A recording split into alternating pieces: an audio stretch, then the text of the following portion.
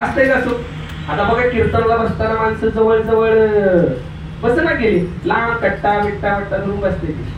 बाहेर बसत मग तिकडे पिचकाऱ्या मारता येते मस्त, तिकडे बसते ती, इथे थोडी बसते ती. आईच्या पोटात असताना असं होतं का? आईच्या पोटात असताना होतं का असं? चांगला फॅन कूलर असावा, गादी असावी, लोड असावा, तक्या असावा, मस्त असं पोटात होतं का? आईच्या गर्भवासाचं दुःख खूप खूप महाराज कठीण आहे. ते महाराज तुकोबार आपल्या प्रमाणामध्ये सुद्धा सांगतात, काय सांगू गर्भीची यातना, मज भोगिता नारायणा, मांस मळ मूत्र जाणा, सुदक्ष मोक्षणा ध्यानसे. ज्ञानोबारे तर म्हणले, उकडोनी नव मासवरी, पचोनी विष्ठेच्या दातरी. अहो 9 महिने आईच्या पोटात राहायचं सोपं नाही. त्या ठिकाणी जीवाला खूप खूप दुःख भोगावं लागतंय. तो स्वतः जीव भगवंताची प्रार्थना करतो रे, म्हणतोय मला या दुःखातनं एकदा तरी काय कर, मुक्त कर, मला सोडव. एक वेळा करे एक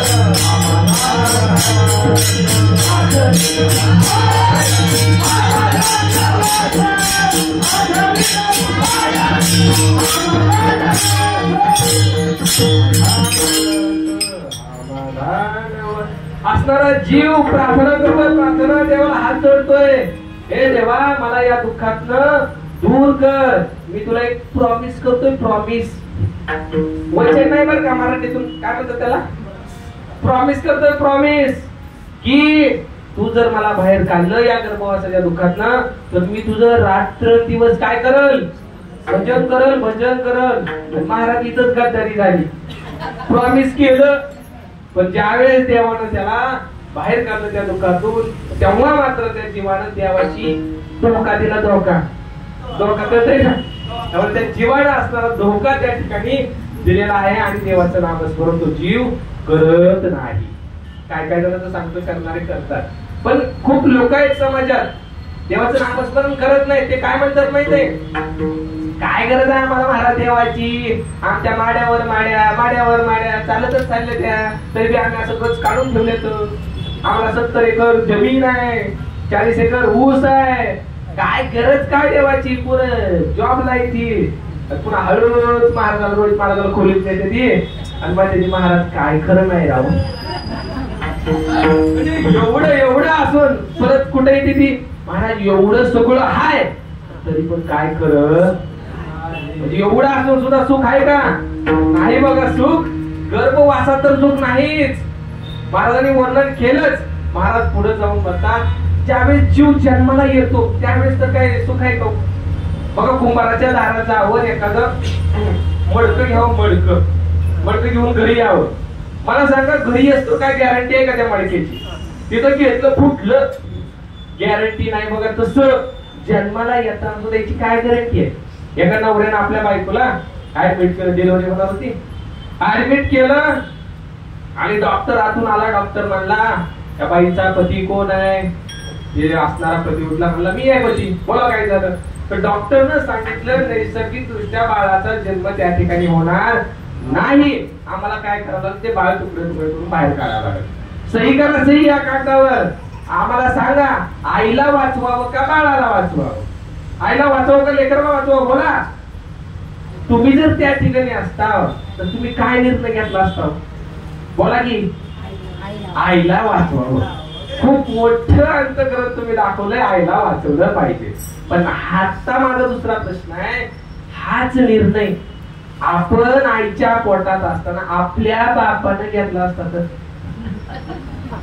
या ठिकाणी आपण नसतो महाराज. म्हणजे आहे का जन्माला यायचं आहे का सुख?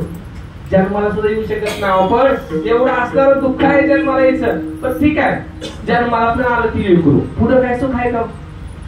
लेकरू जन्माला आल्यावर बघा त्याला चांगले थोडे थोडे दात यायला लागते, रांगायला लागते, पळायला लागते. त्याला काय सुख आहे का? त्याला त्याला काही वाटतंय, त्याची इच्छा काही पण असते. त्याला वाटतं आपल्याला इमान असावं, इमान. तेव्हा काय करायचं? इमान आणून देते ती काहीतरी काय 10-20 रुपयाची इमान आणून देते ती. म्हणजे त्या ठिकाणी लेकराची इच्छा पूर्ण न होणं म्हणजे काय? त्या लेकराचं दुःख असणारं त्या लेकराचं आहे. बघा लेकरू हळूहळू मोठं होत आहे. आता लेकरू होते बघा 3-4 वर्षाचं. त्याला वाटतं आता सुख भेटल नाही, परत सुद्धा सुख नाही बघा. मग त्याच्या मागे लागती शाळा. काय लागते त्याच्या माग? शाळा लागती, शाळा. आमच्या टायमिंगला बरं होतं. आम्हाला शाळा केव्हा चालू झाली महाराज? पहिलीला असताना. हिकडला हात असं केलं कानाला लागला तर शाळा, नाही तर शाळा नव्हती. पण आताच्या लेकराचं मात्र मरतय रे, मरतय. 3 वर्षाचं 3च. त्याच्या घरची आपले शाळेला काय घरी 3 वर्षाचा आहे. त्याच्या जीवाचं दुःख आहे बघा. त्याच्या जीवाचं दुःख त्याला एकदा विचारा की बरं वाटतंय का? अजिबात बरं वाटत नाही. असणारं दुःख त्या मुलाचं आहे. त्याचं दुःख काय कमी होतंय का? शाळा शिकतोय. आता त्याची 10वी ती बघा, 10वीला आल्यावर तर घरचे पाहुणे रावळे पार त्याची वाटच लागली. मग तर काय नाही, आता 10वी नीट निघाली पाहिजे. 10वीला चांगले मार्क पडले पाहिजे. बिचार पोरग पाहुणं म्हणत नाही, यात्रा नाही, गाव नाही, मामा नाही, मम्मी नाही, कुछ नाही. फक्त अभ्यास करतोय, रात्र दिवस फुडून अभ्यास करतोय. पण शेवटी चांगली मार्क पण पाडते बघा. चांगले मार्क पडतात. 98% 10वीला पाहिजे. पुन्हा तरी काय त्याचं दुःख कमी होतंय का? आता घरचे म्हणतात 12वी कर, मग तुला सुख भेटेल. सुख कशापायी चालू आहे? सुखासाठी. मी काय सांगायचंय? सुख कुठं आहे? सुख आपल्याला आहे का जीवनात? 12वीला गेलं बघा ते. 12वीला गेल्यानंतर घरचे म्हणले आता चांगले मार्क पाड, म्हणजे